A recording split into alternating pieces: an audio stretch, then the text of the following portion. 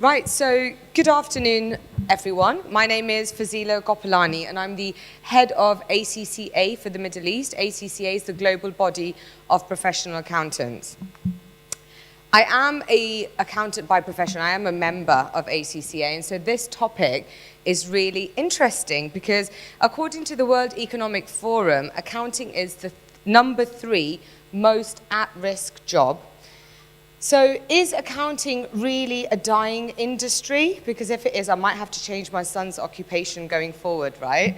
Or I might have to look for another job. I'm joined here by our 3 esteemed panelists to discuss this interesting question and to think about, should we as accountants really be worried? So first of all, on my right, we've got Eugene D'Souza. Is the head of corporate planning and control and information systems. That's a bit of a mouthful, right? From Sony MIA.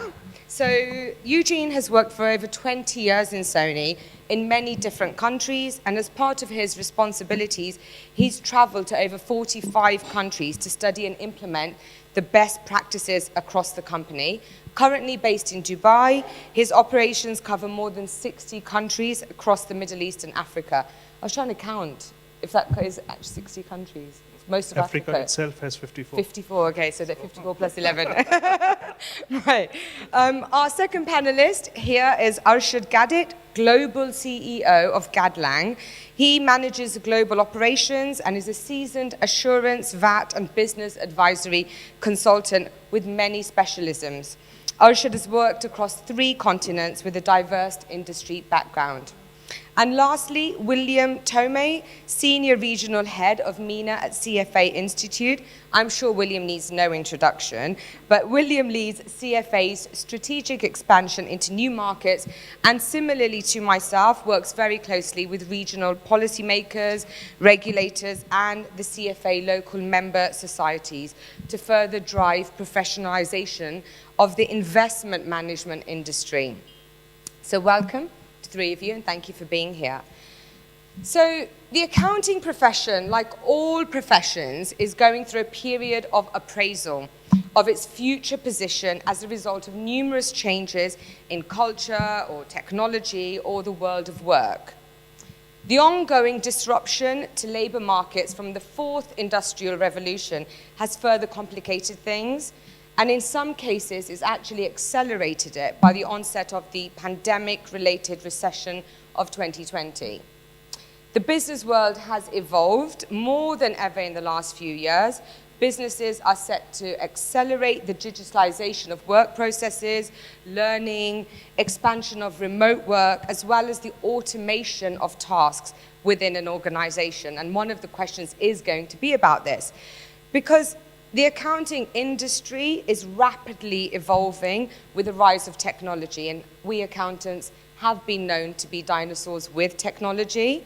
We've got all this automation and mini-bots and machine learning and adaptive intelligence are becoming part of the finance function. So, Arshad, is it relevant and fair to say that accounting is a dying industry? You should have picked me up last. I am absolutely a firm believer it is not a dying industry at all. I have actually grown in this industry for last 22 years. The more we actually get into advancement, the more we see the skill set which is required for any organization is not just bookkeeping, somebody who's punching the numbers. It's just the skill set they're looking for, and accountants are at the core of the organization, giving them all sort of different kind of analysis, data analytics, understanding of the information which the organization is receiving, as well as multiple other things. You know, there are multiple different skill set which an accountant brings to the table. The flexibility, the learning over the period of time, looking at the ecosystem. So I don't see at all in any given point in time that accounting is dying. Yes, there are other associated things which you need to consider as to how we need to upskill ourselves, but dying, definitely not. So I'm against. Fantastic. Eugene, what do you think? Well, I'm an accountant, and I've grown up being an accountant. I feel like I've been one all my life.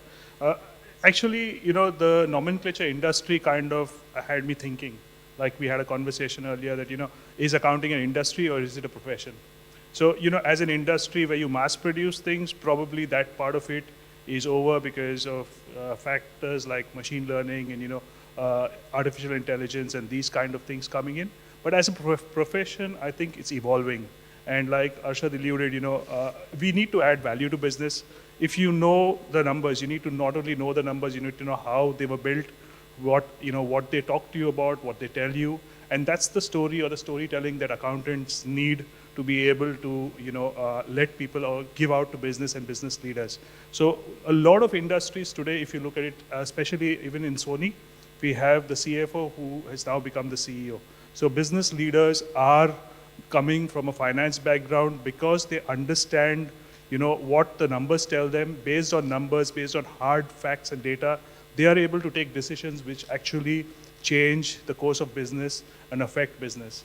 So, accounting as an industry maybe, but accounting as a profession is evolving, and I think it's going in a direction where we are becoming more business partners rather than just bean counters or just somebody who's sitting in the back office in a very dingy place. That has changed. Now we are in the forefront of business. We are now leading the way and leading business to taking better decisions than before. Fantastic. So a couple of key points there. Accounting as a profession is evolving. I think I liked that. And we are becoming partners, not just bean counters. William, so from an asset management industry point of view, will accounting disappear? So I just will rebound on what Sony said just. The CEO of Lazard Asset Management today is Ivan Russo, who was CFO for 10 years, right? He just succeeded Ashish Bhutani, who was the CEO of Lazard Asset Management. So that's exactly what senior leadership now in asset management is looking for. People who have discipline, people who know where to spend, how to spend, and how much to spend. For me, accounting, I just will complement what these gentlemen just said. For me, accounting is a language. And I experienced this early in my career. An investment committee with the Chinese, French, Latin American, and myself, and we were like, we can't agree on one kind of English, right? But as soon as we exchanged balance sheets and income statements, we understood everything. So for me, and I have to admit, I hated accounting at university. I hated it level 1, level 2, and CFA program. But they told me, without this, you will not pass anywhere. Because how come you want to invest in companies if you cannot dissect and cut it into pieces and understand what is what? Don't believe what the CFO says. Don't believe what the CEO says in an investment call. They want to sell you the company. Just believe what the numbers are telling you, what your instinct is guiding you as a detective. So first of all, it's a language. Second, it's a tool as a detective to know the truth. So I don't think without these two, we can invest and continue in investment management. Okay, maybe AI will help to speed up the process. Maybe AI on an investment call will tell me how many negative words the CFO said in that call. I have to do my homework. We at the CFA Institute use what we call the Mosaic Theory to know if this is a good investment or not. And Mosaic Theory is about combining information from the market, from the leaders of the company, from your own accounting, income statement, balance sheet, etc., and also your own work, hard work. Without accounting, I have to believe what people are trying to sell me. So it's also a risk management tool.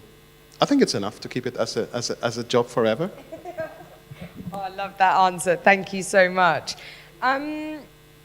So accounting is, as you said, undeniably changing largely because of this intelligent technology and machine learning and AI and blockchain. So do you think, William, that automation is replacing the headcounts? And I like how you start the panel. Is your job at risk? And this is what will motivate every one of us. When you tell us our jobs are at risk, we need to do something. And I love, because human beings need an accident or a risk in order to motivate themselves. So long life learning. And if you created AI as a human being, AI will be helping you to save on costs and to speed up the process, to double check what humans did if you're doing accounting. But at some point, human intelligence combined with artificial intelligence will get you to an optimum. And this is why humans, I don't think humans invested in AI just to have high unemployment and replace themselves and have a Terminator kind of movie one day, right? They invested in AI to reduce risk, to reduce error, human error, to have more time to do more analysis. See, if overnight AI has been preparing all these financial statements for me, trying to compare, my job the following day is due to analysis. So, on the contrary, I believe, and the CFA Institute in one of the recent studies about the future of the investment professionals is combining AI with human intelligence in order to optimize any outcome, not just one without the other. Thank you. What's your point of view on this, Arshad? I feel that it's an enabler. The automation is required. I think when I started my profession, 1980s, 90s, we were all sort of running things on the books, and then we evolved from there to computerizing things, and then data analytic tools have been used, and now we are actually using a faster interaction tools building into the organizations. That's the enabler. So tooling will be always there, will make it efficient, as William said, and the more tooling they will provide, the more efficient we will become. So I deal with 100+ accounting clients, and trust me, there was not a single time when we were being told that I can actually apply an accounting software and I don't need you. They actually need the tooling for understanding and processing the information. So I would continuously think that automation is definitely not going to replace, it's just going to make it enabler for us to be able to efficiently deliver the work which we've done. I'm talking about it from accounting at the bottom level. For example, it's going to be different for different types of organizations. So a larger organization where the data magnitude is pretty high, I was reading a study also that Coca-Cola, when they did this exercise for their own accounting reconciliation process and trying to build in RPAs into that, they have managed to reinvest those 40% of the resources of finance into different type of work of analyzing the data better than just doing manual exercise of reconciliation.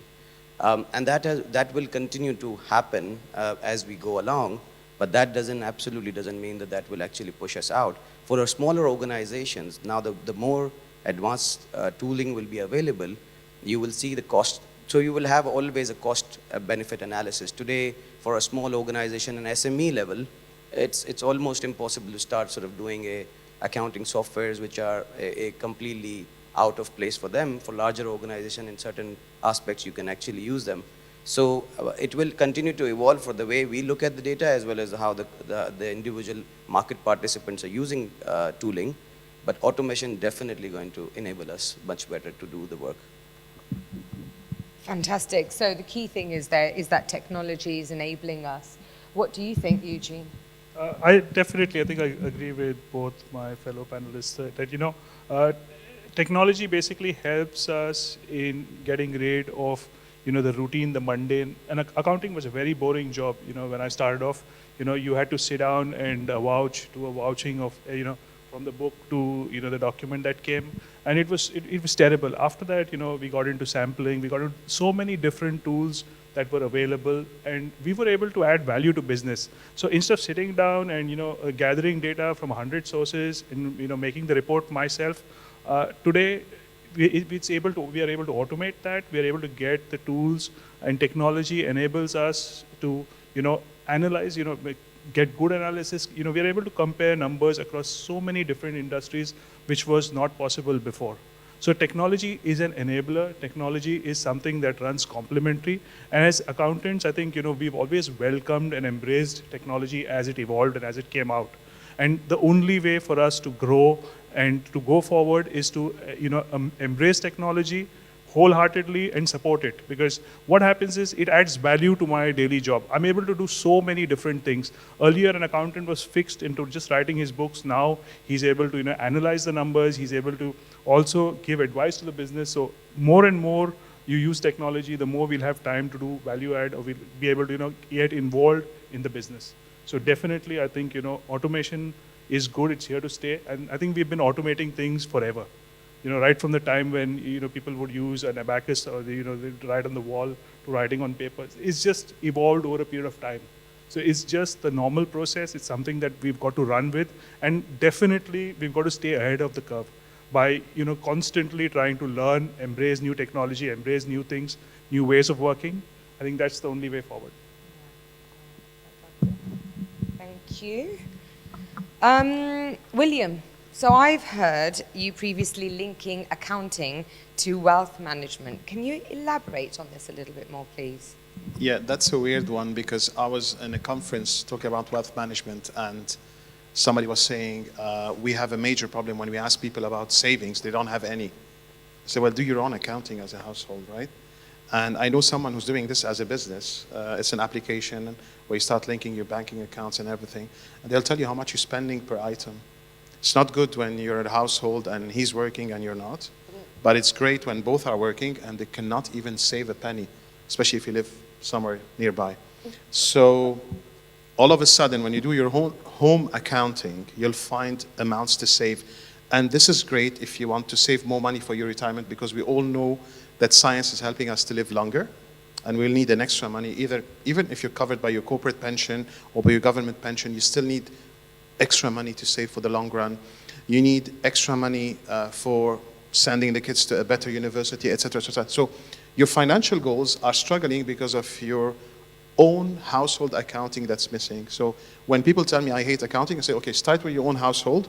You'll have lots of extra money to go maybe on holidays more, save more, do whatever you want with that money. And later on, you can apply it to your new idea to become a private equity fund or anything else. Start, in schools in Europe, they start now at schools to teach you this, accounting and finance. Why?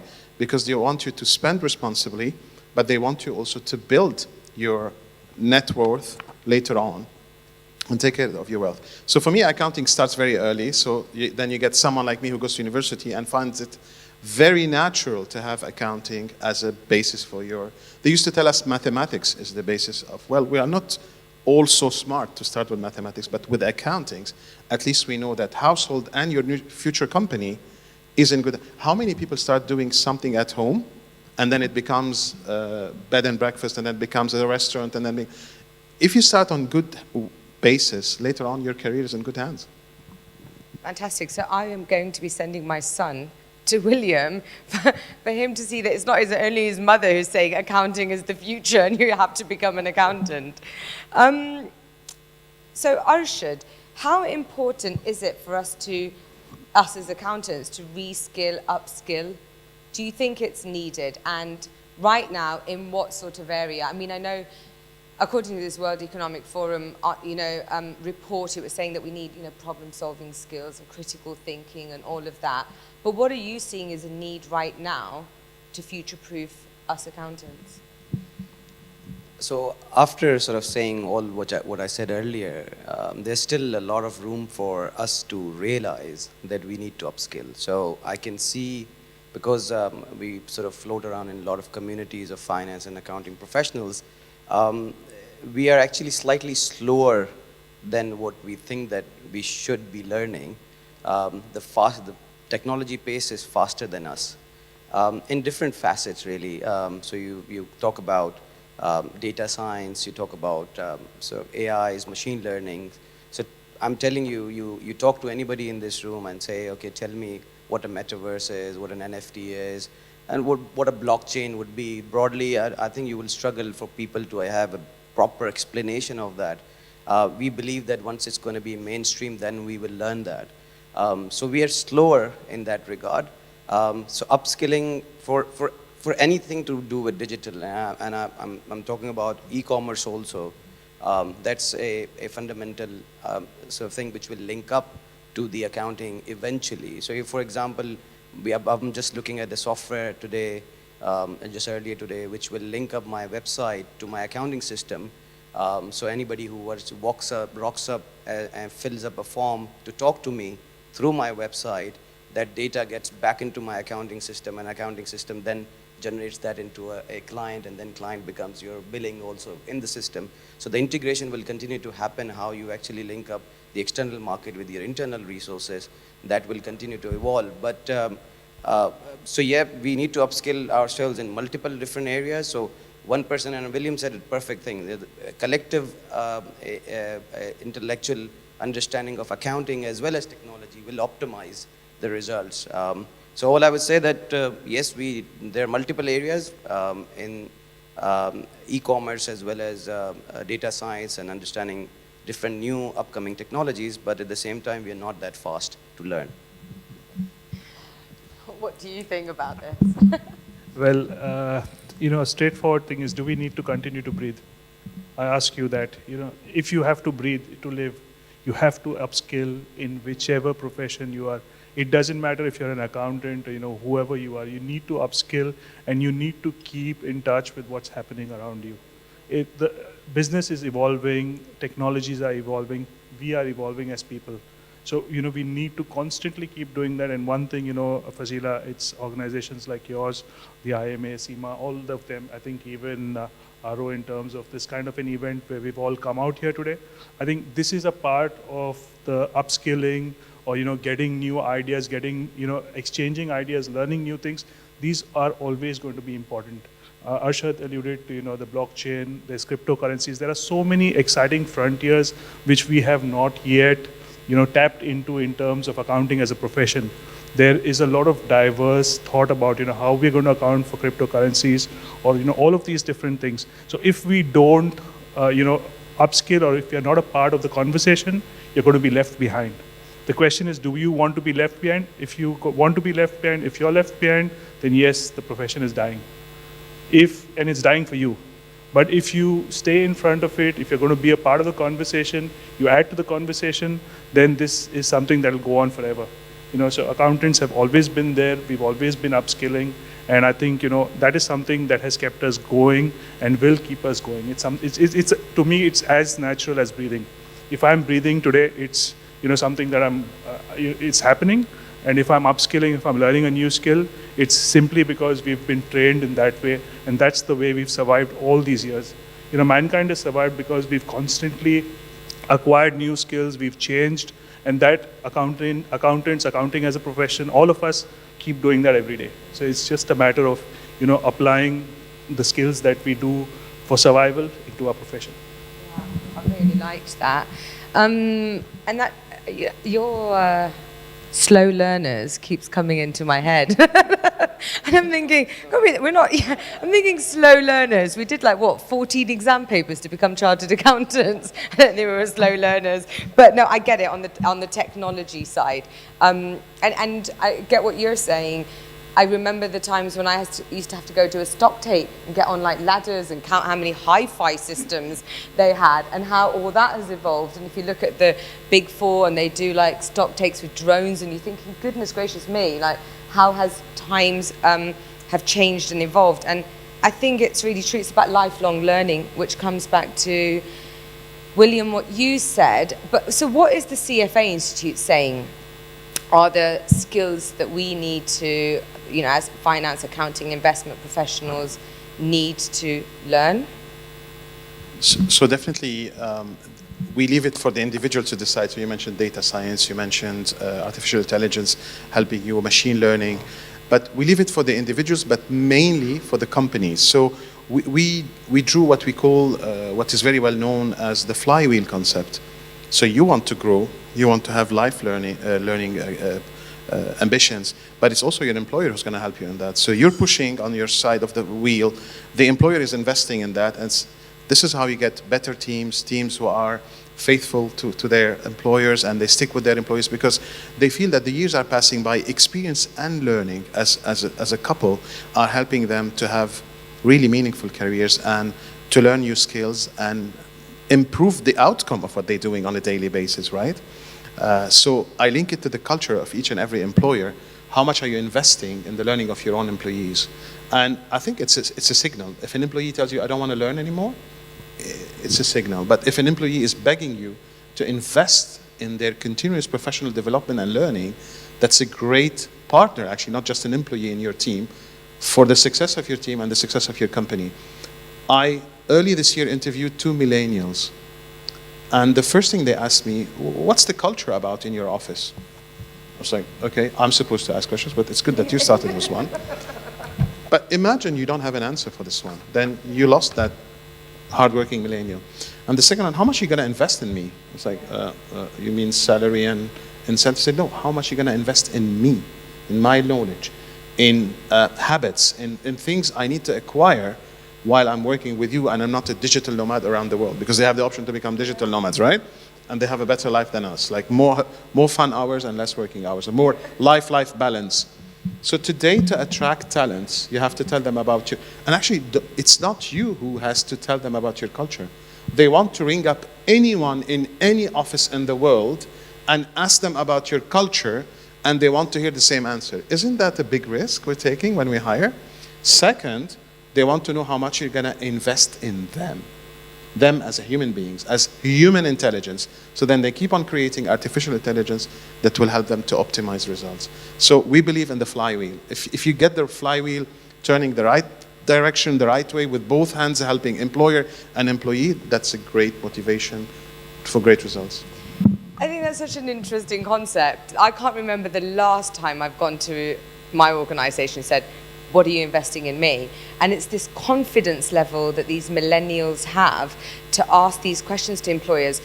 But the key here is, I'd like to ask you, so what has Sony done, I don't know if you're allowed to talk about this, to support, as an employer, examples of supporting with on the job, but other skills that people want to attain? Like, what do they do in their learning and development? Sure.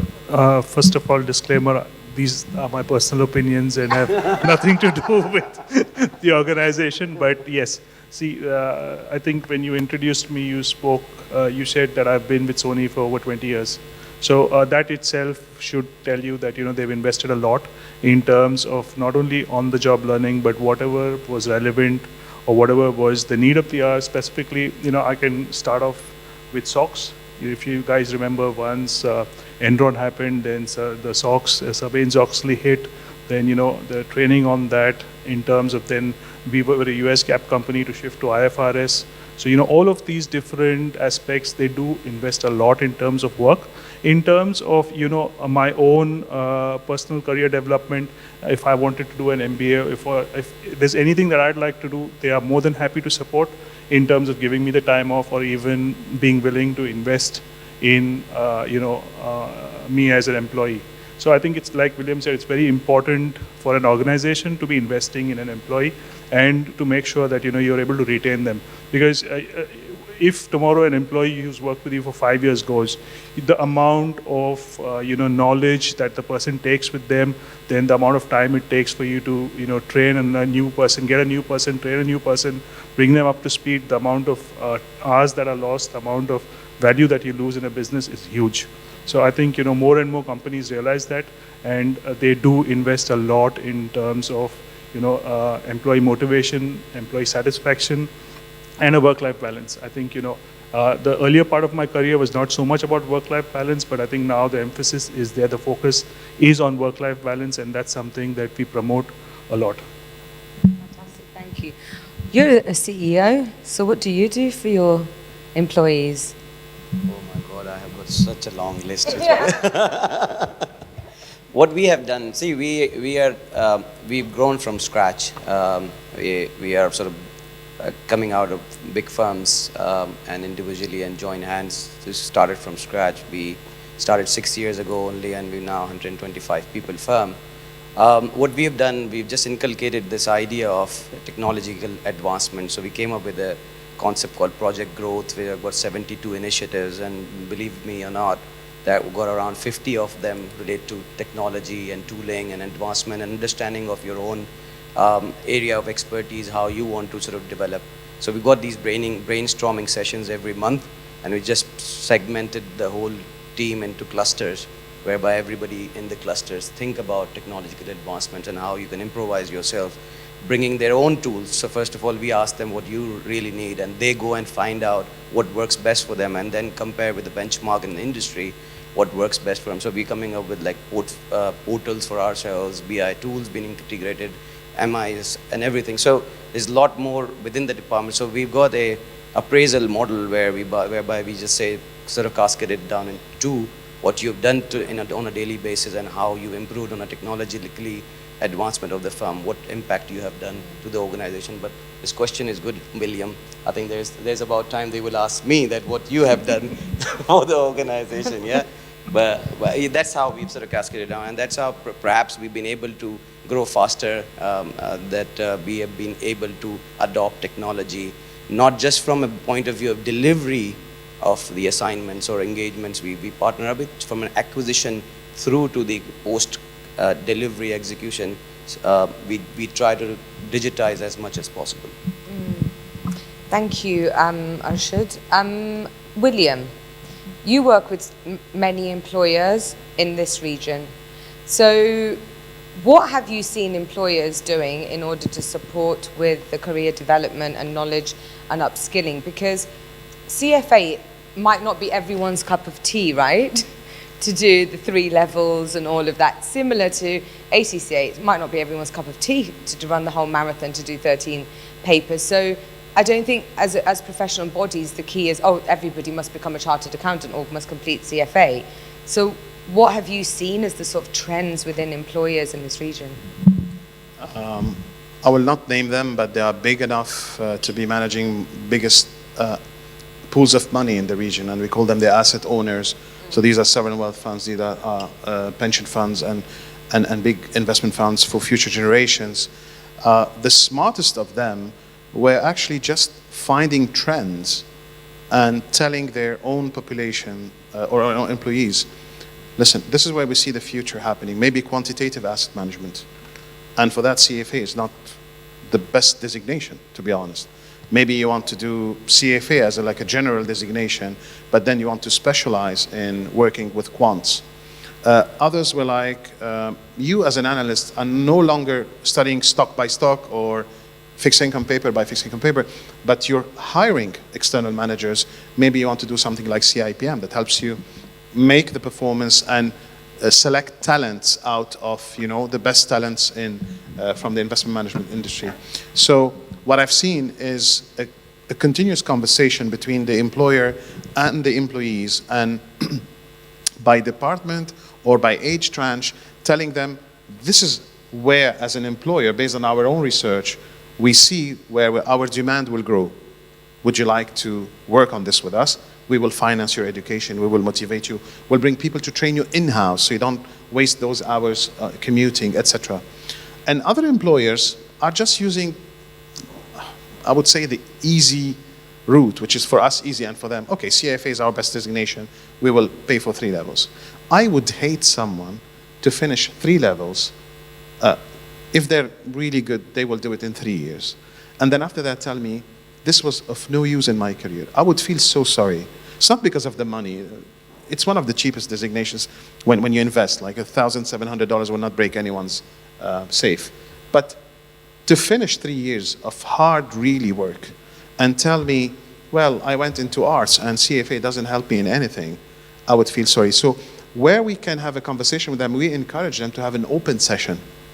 Bring a CFA charter holder working in the asset management industry. Bring an ACCA who's working with the Big Four. Bring an ACCA or a CFA who after that created a hotel or something else and are using some of their investment skills in putting this on the right trails. But don't force them to think one way or the other, because as we're asking today, our maybe profession is at risk. If it's really at risk and it disappears tomorrow, what do you do with all this talent, pool of talents? So it's a conversation where you get the input of the audience, but you also tell them where you think the direction is. Some governments are doing this work as we speak. Abu Dhabi is doing it, right? They're saying, listen, this is where we think in the future we will need more talents. You as nationals, if you want to be employed, we will push you into those designations.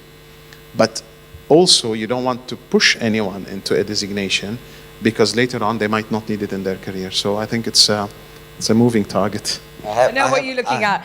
He's going to tell me, don't push your son into accounting. No. I have one point to make. So I think that your question itself leads into, not breaking, but a subset of ACCA is the ACTA, Associate Certified Technology Accountants. Yeah. So you might want to take this idea back to ACCA. Back to CHQ. Yeah. Who make all the big decisions. Right, thank you. Thank you for all of your points. Really, really interesting. So there's hope. There are going to be jobs for us up to retirement, and for those that are coming through the pipeline, there is still going to be work, even though it's going to be a little bit more different. Strategic business advisors, business partners. I think the key sort of theme was we have to evolve. And for those who say that, accountants were dinosaurs with technology, actually we have been evolving all these years. And I think you've said that really well, Eugene, because I kept saying, dinosaurs we're dinosaurs with technology. But if you look at it and you think about it, to 20 years ago, we have really evolved. I'm not too sure before 20 years ago, but so on that note, we have to adapt. We have to be agile and we have to evolve with the current trends and what is needed in the marketplace. Lifelong learning.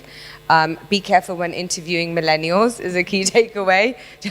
I'd like to see if there's anybody in the audience that has any questions, online or in this room. I think we've got somebody there. We've got a microphone.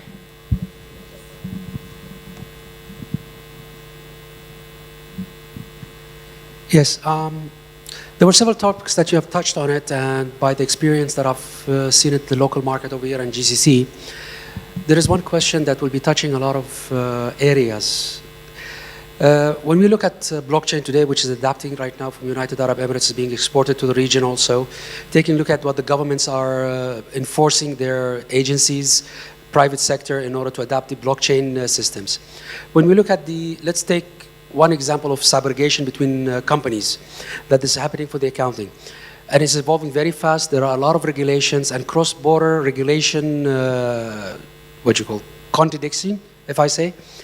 How do you, as accountant companies, adapt in developing your team and adapting to the changing regulation requirements?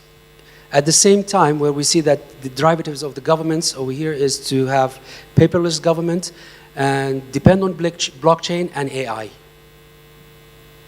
The second question part is what kind of percentage, or let's say a dollar figure, you see it to invest in your team and the systems that you have got in-house to adapt to the future requirements and the development?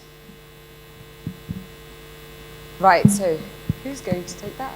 I'm looking at you for the first one. Well, if I understood your question correctly, you talked about how do we, keep in touch with the regulations or, the diverse kind of regulations that are there across geographies that we actually operate in. So I think it's basically how we develop our in-house teams, how we train them, and how we, look at investing in educating them about the different rules or regulations that are there and how we can bring them into our day-to-day operations. So that's the first part of it. So being based out of Dubai, we've got to keep track of, like Fazila mentioned, close to about 60 countries that we operate in. Are we breaking any laws? Do we understand the laws? For instance, you brought up blockchain. I think Egypt has a very good system of importation where they've introduced blockchain into the customs clearance process. So they link the BL right down to the customs payments and everything else. So these kind of technologies, these kinds of adoption have forced us to also look at how we train our staff, how we evolve towards bringing them into the process of our operations. So that's the first part from from an industry point of view. That's what we do.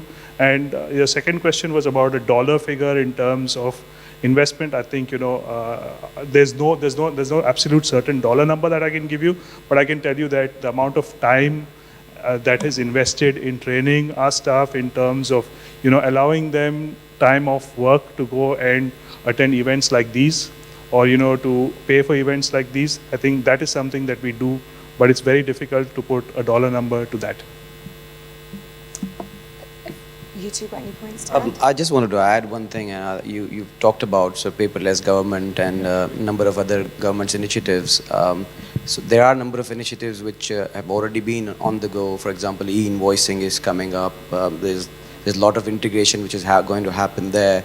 I know a number of other countries where I've worked in past, they have already, for example, digitized the entire audit profession. For example, your audit opinions are signed on a portal directly registered with the ministry, and then these are all intertwined and interconnected. So there's a lot more going on, but if I understood your question correctly, at a professional level, collectively, I don't think that there's much happening in the collective manner, except for these bigger initiatives which government are taking for it there in combination with the private sector. But your point has actually made me think that there's so much more if we were to sort of collectively decide, and units like ACCA, CFA and other institutes can also play a significant role in that. But government initiatives are there where finance is already taking a significant role in it. Really good question.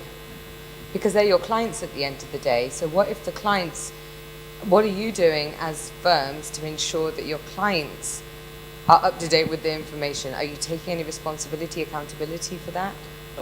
The pace is fairly fast, so you're absolutely spot on. The companies which actually be able to support their clients better in that regard are the ones who are already at the forefront of it. So that will continue to evolve, and I think I was about to say that not just insurance companies, there will be a lot of reporting where it will be almost like real-time reporting, where the regulator in a certain restricted manner can be able to sort of overlook your shoulder in terms of how you're processing the data and then trying to control it. So from our side, the firms have collectively done a lot of work in terms of associating ourselves with helping them to get up to the ladder on that data. For example, when the insurance companies were introducing this new regulations, the auditors were required to attest on certain pieces of that. So the discussions have always been ongoing, and we are always be on the side of the industry, whereby these new regulations are coming along. So there is a lot more being done at different pace. But the smaller organization, when they come to the fragmented market of smaller consultant and the industry, that pace is slower. But that's why I'm saying that I think the firms who have got the ability and the investment power, they have actually started doing a lot more work in this area. Thank you, Arshad. Our time is up now. I hope you enjoyed that conversation and discussion about is accounting a dying industry or profession. Thank you to William, Arshad and Eugene for coming today to speak on this topic. Thank you to FinEx for hosting this, and hope you have an enjoyable afternoon, evening.